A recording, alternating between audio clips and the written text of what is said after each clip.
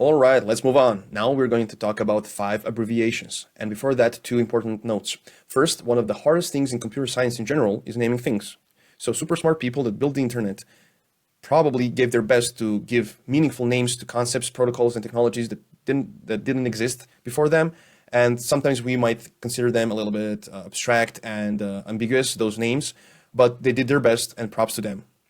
The second thing is we shouldn't let any abbreviation scare us, because behind those abbreviations and technology, there are principles that solve pretty exact problems that are easy to understand. And in the context of doing cold emailing or marketing emailing, that's enough for us to know, to understand which problems these things solve. If we're techie kind of person, sure, we can dig deeper into technical ins and outs. Whoever wants it, feel free.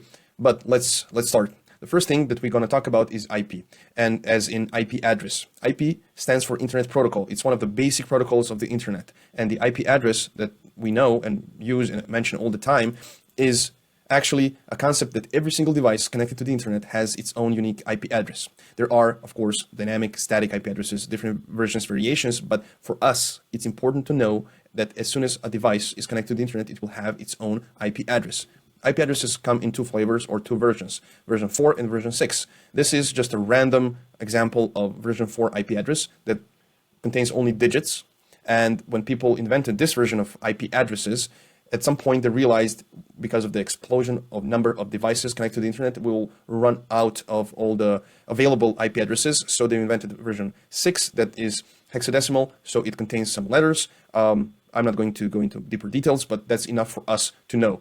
IP as IP address is an address that every single device has. So the next item on the list is SMTP. It's a simple thing because the simplicity is contained in its name, and it stands for Simple Mail Transfer Protocol. It's a protocol that email servers use for sending emails. So SMTP equals sending emails. That's enough for us to know. Then the next concept that we have, the next abbreviation, is POP. POP stands for Post Office Protocol. It's interesting to me that here we have mail, we have post office. In the names of those protocols, maybe people that invented them were inspired by the ways of regular postal service, maybe not, but it's interesting to notice. Post Office Protocol serves the opposite role compared to SMTP, and that is for retrieving emails. And how POP works is when, for example, my friend Mike here sends me an email message and it comes to my email server. Now, I get home, sit at my computer, open my email client and press the button to sync or to check email. And my email server says, hey, you have one new message, and it drops it, like it syncs and it comes to my email client. And so I read the email, but with POP, the server is not keeping a copy of this message. So what it means, if I go to my friend's house or back in the day, internet cafe, and I log into an email client on that computer, I will not be able to access this message because with POP protocol, the server is not keeping a copy of the message. The next item on the list is Internet Message Access Protocol. It serves the same purpose as Post Office Protocol with a huge difference. With IMAP, a copy of message stays on the server. So regardless on which computer I log into an email client, I'll be able to access this message.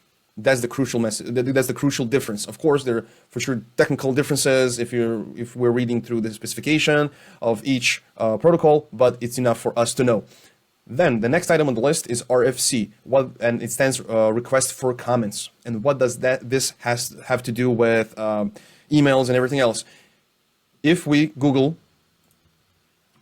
email RFC, we'll be presented with a list of websites, out of which the first one is important to us because it contains a link to the standardization of everything about emails, how servers should act, how email clients should act, well, everything about email messaging, etc., etc. We can see like requests for comments with a number, then links to previous versions of standardization, smart people that are discussing this, getting together, deciding what will go into the next version of standardization, etc., etc. For anyone that wants to research further, this is the way to go.